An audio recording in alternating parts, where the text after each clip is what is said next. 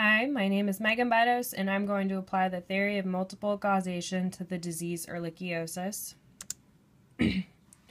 Ehrlichiosis is a bacterial illness caused by a tick bite, so the causative factor would be bacteria. Ehrlichiosis is classified into two groups, which are human monocytic ehrlichiosis, or HME, and human granulocytic anaplasmosis, HGE. The main difference between the two is the location of where you can get it, and then the bacteria that's associated with each strain of ehrlichiosis.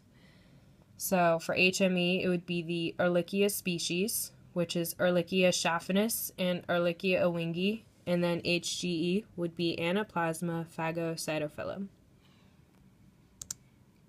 Intrinsic factors, the main one is human behavior. So any outdoor occupation puts you more at risk, such as landscaping, logging, being a park ranger, or an architect, because you're in a tick's home and environment. Recreation, same thing. Hiking, hunting, camping, rock climbing, you're where a tick lives. Use of health resources, what I mean by that is using repellents when you have an outdoor occupation, such as logging. If you're not taking that precaution, then that puts you more at risk for getting a tick bite. Lastly, food handling is associated with hunting, specifically hunting. So for example, if a hunter is skinning a deer, ticks feed on deer, so if you're not skinning it carefully or handling it carefully, you can get a tick bite. Extrinsic factors. So I'm going to start with the biological environment. As I stated before, it's a bacterial illness caused by a tick bite. So the arthropod vector would be a tick. This disease is carried by the American dog tick, deer tick, and Lone Star tick.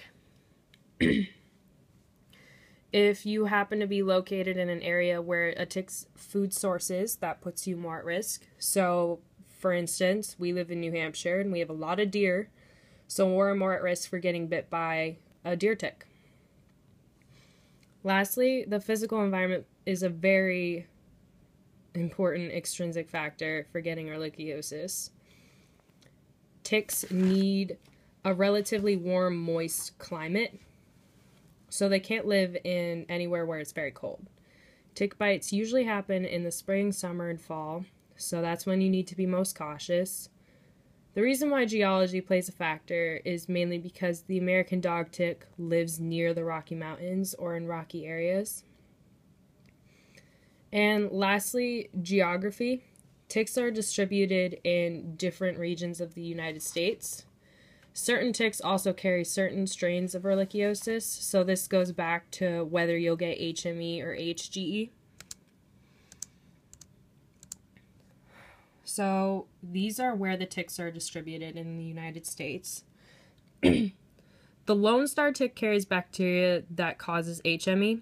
So if you live in southeastern and south central states, wherever the lone tick is located, then you're most likely to get HME. Whereas the black-legged tick, which carries HGE and is located in northeastern, midwestern, and southern states, you'll most likely get HGE. The black-legged tick is also referred to as the deer tick. And then the American dog tick, that's also distributed where the Lone Star tick and the black-legged tick is, and a little bit more. So, signs and symptoms typically occur 1 to 2 weeks after a tick bite. They're flu-like symptoms, which include fever, headache, chills, muscle pain, and nausea.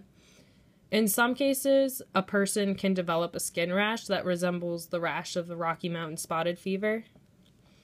And then they could also develop a rash referred to as erythroderma, as shown right here.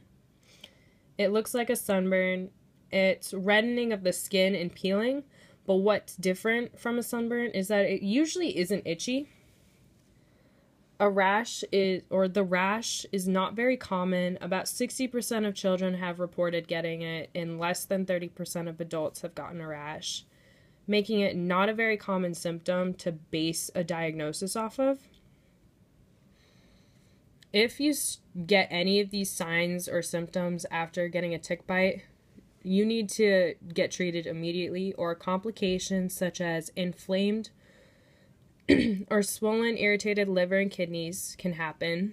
Breathing problems, internal bleeding, swelling of the brain, or even seizures can develop.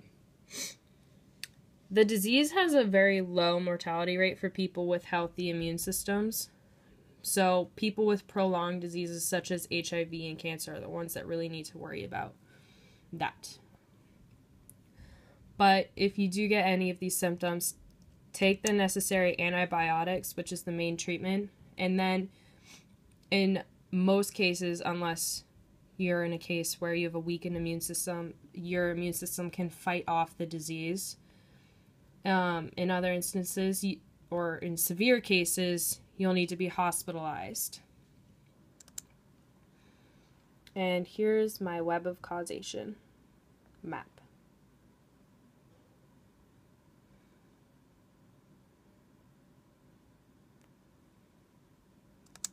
And that's it.